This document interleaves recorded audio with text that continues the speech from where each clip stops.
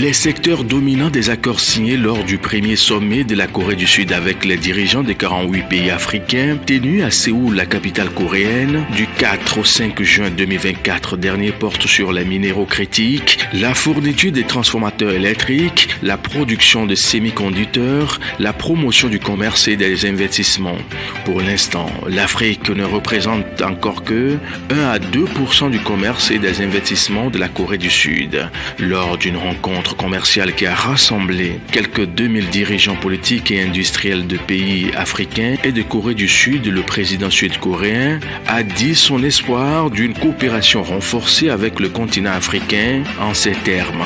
Malgré son énorme potentiel, l'Afrique ne représente encore que 1 à 2% du commerce et des investissements de la Corée du Sud. J'espère que la coopération mutuellement bénéfique en matière de ressources sera élargie. C'était aussi l'occasion pour le président sud-coréen de promettre que son pays augmenterait l'aide au développement pour l'Afrique de 10 milliards de dollars au cours des 6 prochaines années et qu'elle offrirait 14 milliards de dollars de financement à l'exportation pour promouvoir le commerce et l'investissement pour les entreprises sud-coréennes en Afrique.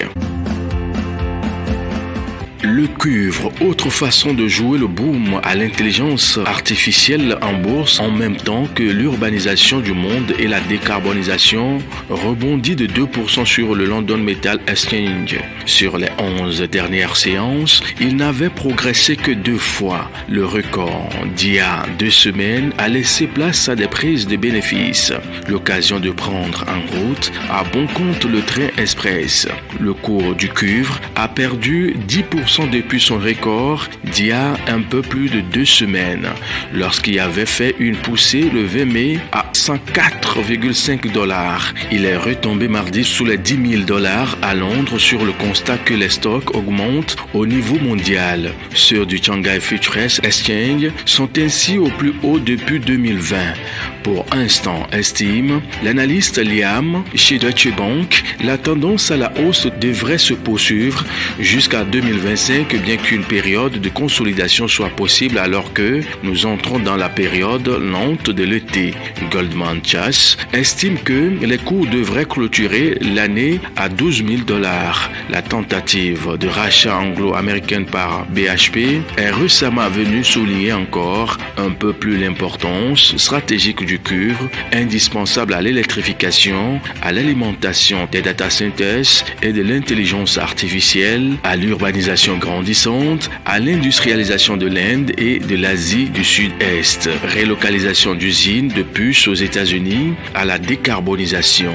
Une voiture électrique contient en moyenne quelque chose comme 80 kg de cuivre au niveau du moteur, des câbles, batteries, système de recharge, soit 4 fois plus qu'une voiture thermique. La stratégie nationale de la Tunisie sur l'hydrogène vert prévoit une production de plus de 8 millions de tonnes par an d'ici 2050, avec l'ambition d'en exporter une bonne partie vers l'Europe via un méga pipeline. Dans le monde décarboné de demain, les experts projettent que notre consommation d'hydrogène sera largement supérieure à celle d'aujourd'hui.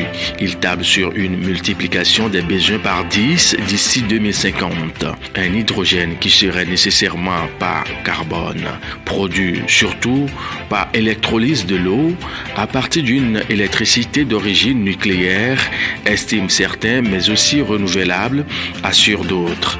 Les tenants de la production d'hydrogène grâce à l'électricité nucléaire avancent un argument de taille, la possibilité d'alimenter les électrolyseurs en continu, de quoi optimiser leur fonctionnement et éviter une dégradation prématurée de leur performance. Mais les partisans de la production d'hydrogène à partir de ressources renouvelables telles que le solaire ou l'éolien ont un plan pour contourner le problème de l'intermittence. Ils comptent installer des électrolyseurs en masse dans les pays qui jouissent notamment d'un fort ensoleillement. L'ambition affichée par le Chili par exemple est de produire d'ici 2030 l'hydrogène vert de moins cher au monde grâce à des panneaux solaires photovoltaïques installés à l'entrée du désert d'Atacama en y ajoutant important des champs éoliens dans le sud du pays. C'est dans ce contexte que l'Afrique du Nord se prépare à construire, à l'image des gigantesques pipelines destinés à convoyer le gaz fossile, un hydrogénoduc déjà baptisé Soft2 Corridor, long de 3300 km reliant notamment la Tunisie à l'Italie, l'Autriche et l'Allemagne. Un accord vient tout juste d'être signé avec l'entreprise TEH2.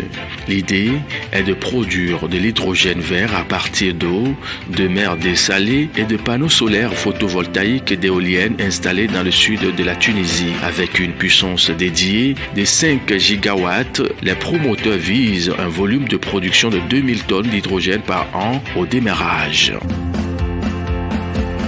Cette ferme solaire basée sur le désert de la province de Zhejiang se distingue d'abord par ses propositions de ZISL. Elle couvre une superficie d'environ 800 km². Forcément, cela se traduit par une production d'énergie absolument démentielle. Sur le papier, l'installation de 5 gigawatts devrait générer plus de 6 millions de kilowatts par an. Pour remettre ces chiffres en perspective, cela représente l'équivalent de la consommation d'un pays comme la Côte d'Ivoire sur la même période si l'on se réfère aux données de World Data. La mise en service de cette centrale consolide le statut de Zhejiang, un haut lieu des énergies renouvelables. En plus du photovoltaïque, cette immense région très faiblement peuplée est aussi parsemée de nombreuses fermes éoliennes et le gouvernement prévoit d'y construire d'autres énormes installations de ce genre sur les prochaines années. Selon les analystes de la firme britannique Humber en 2022, le pays de Xi Jinping était déjà largement en tête dans ce domaine. Ces 428 milliards de kilowatts par heure représenteraient environ un tiers de la production d'énergie solaire mondiale, plus du double des États-Unis. Le gouvernement espère que ces initiatives permettront d'inverser une tendance qui a valu de nombreuses critiques à la Chine depuis des années. À ce jour, il s'agit toujours du premier producteur des dioxydes de carbone de la planète avec 25 à 35% des émissions globales en fonction des sources. Pourtant, le gouvernement compte inverser la courbe d'ici 2030 et même atteindre la neutralité carbone d'ici 2060. Un objectif incroyablement ambitieux mais pas forcément irréaliste. Selon les récentes estimations de la Commission économique pour l'Afrique, une mise en œuvre complète de l'accord de la ZLECAf, zone de libre-échange continentale, devrait accroître à l'horizon 2045 le commerce intra-Afrique de 34,6% avec 53,6% du commerce agroalimentaire, 37,6% dans le commerce des services, 36,3% dans les industries et 19,3% dans le commerce des produits énergétiques et miniers.